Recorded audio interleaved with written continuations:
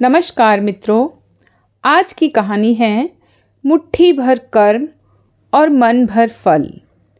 जैसा कि कहानी से ही स्पष्ट होता है कि कभी-कभी हम अगर थोड़ा भी अच्छा कर्म करते हैं तो उसका फल हमें बहुत ज़्यादा मिलता है। तो दोस्तों, कहानी सुनाने से पूर्व मेरा आपसे अनुरोध है कि कहानी को आप पूरा सुनें और कहानी अगर आपको पसंद आती है तो मेरे चैनल को सब्सक्राइब करें, वीडियो को लाइक एंड शेयर भी करें। तो कहानी शुरू करते हैं। कहानी बहुत पहले समय की है, मतलब प्राचीन समय की है। राजा पृथु एक सुलझे हुए न्यायप्रिय राजा थे, पर क्रोध आने पर वह उस पर नियंत्रण नहीं कर पाते थे और क्रोधवश कभी-कभी कुछ अनैतिक कार्य भी कर देते थे या कुछ अनैतिक कृत्य कर डालते थे। इसीलिए उनके सैनिक और सामंत इस बात से बहुत घबराते थे और विशेष सावधानी बरतते थे कि अनजाने में भी कुछ ऐसा ना कर दें कि राजा को क्रोध आ जाए और क्रोधवश राजा कोई अभद्र टिप्पणी अथवा अनुचित दंड उन्हें दे दे। आखिर एक दिन राजा को क्रोध आ ही गया। हुआ यह कि राजा पृथु एक दिन सुबह सुबह घोड़ों के अस्तबल में जा पहुंचे। अपनी प्रातः की लंबी घुड़सवारी के लिए एक घोड़े पर बैठने जा ही रहे थे कि तभी वहां एक साधु भिक्षा मांगने आ पहुंचे। सुबह सुबह साधु को भिक्षा मांगते देख पृथु क्रोध से भर उठे। उन्होंने साधु की निंदा की। तुम लोगों को कोई और कार्य नहीं है? सुबह सुबह चले आते हो अपनी मनुष्य शक्ल लेकर भिक्षा मांगने के लिए।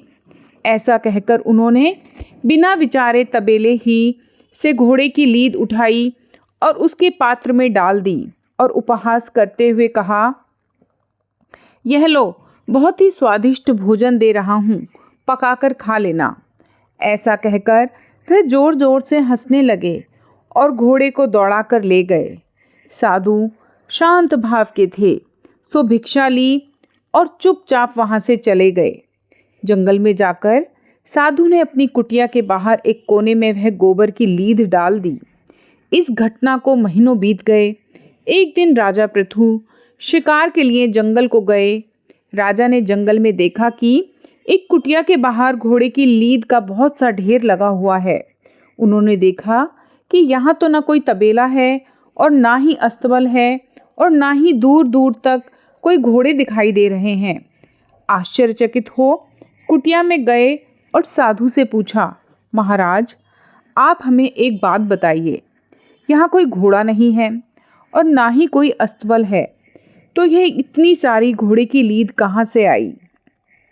साधु ने कहा, राजन, यह लीद मुझे एक राजा ने भिक्षा में दी है। अब समय आने पर यह लीद उसी राजा को खानी पड़ेगी जिसने मुझे दी है।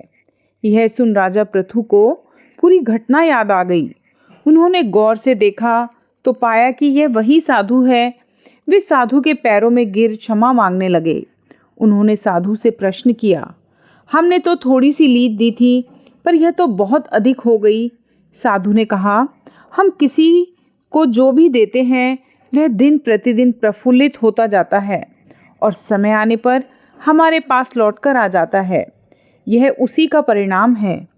यह सुनकर पृथु की आंखों में अश्रु भर आए। वे साधु से विनती कर बोले, महाराज, मुझे क्षमा कर दीजिए। मैं भविष्य में कभी ऐसी गलती दोबारा नहीं करूँगा। कृपा कोई ऐसा उपाय बता दीजिए जिससे मैं अपने दुष्ट कर्मों का प्रायश्चित कर सकूं। राजा की ऐसी दुखमयी हालत देखकर साधु बोला, राजन, एक उपाय है। आपको कोई ऐसा कार्य करना है जो देखने में तो गलत हो पर वास्तव में गलत ना हो और उससे किसी को कोई हानि भी ना हो। जब लोग आपको गलत देखेंगे तो आपकी निंदा करेंगे। जितने ज़्यादा लोग आपकी निंदा करेंगे, आपका पाप उतना हल्का होता जाएगा।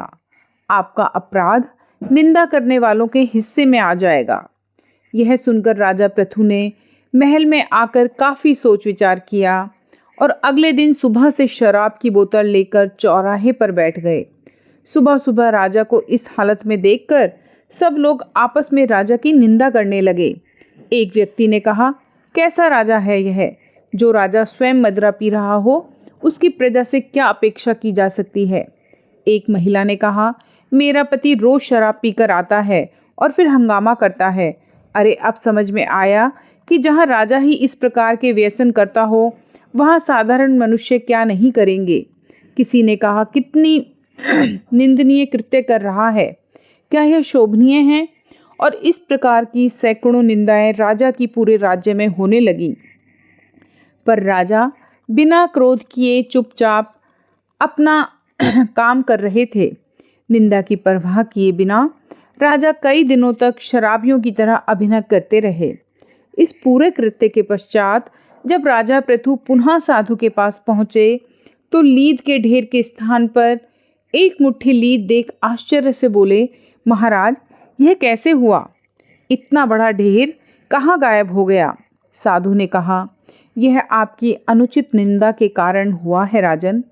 आप कोई भी अपराध या कोई अनैतिक कर्म नहीं कर रहे थे और ना ही किसी पर किसी का प्रकार का कोई अन्याय कर रहे थे, पर फिर भी लोगों ने आपके पुराने अच्छे कर्म भूलकर सिर्फ आपकी निंदा की। जिन जिन लोगों ने आपकी अनुचित निंदा की, आपका पाप उन सब में बराबर बट गया है। फिर राजा ने पूछा, महाराज, फिर ये मुट्ठी भर क्यों बचा है? ये क्यों नहीं बटा? ऋषि बोले, राजन, ये तुम्हारा कर्म है। जितना तुमने मेरे भिक्षा पात्र में मेरे खाने के लिए दिया था, उतना तो तुम्हें खाना ही पड़ेगा। कोई कितना भी उपाय क्यों ना कर ले, दान पुण्य और परोपकार सब कर ले, उसका कर्म दोष कट तो जाएगा, पर उसका मूल नष्ट नहीं होगा। उतना तो भरना ही पड़ेगा। जब हम किसी की बेवजह निंदा करते हैं तो हमें उसके पाप का बोझ भी उठाना पड़ता है तथा हमें अपने किए गए कर्मों का फल तो भुगतना ही पड़ता है। अब चाहे हंसकर भुगतें या रोकर, हमें जैसा देंगे वैसा ही हमारे पास लौटकर वापस आएगा।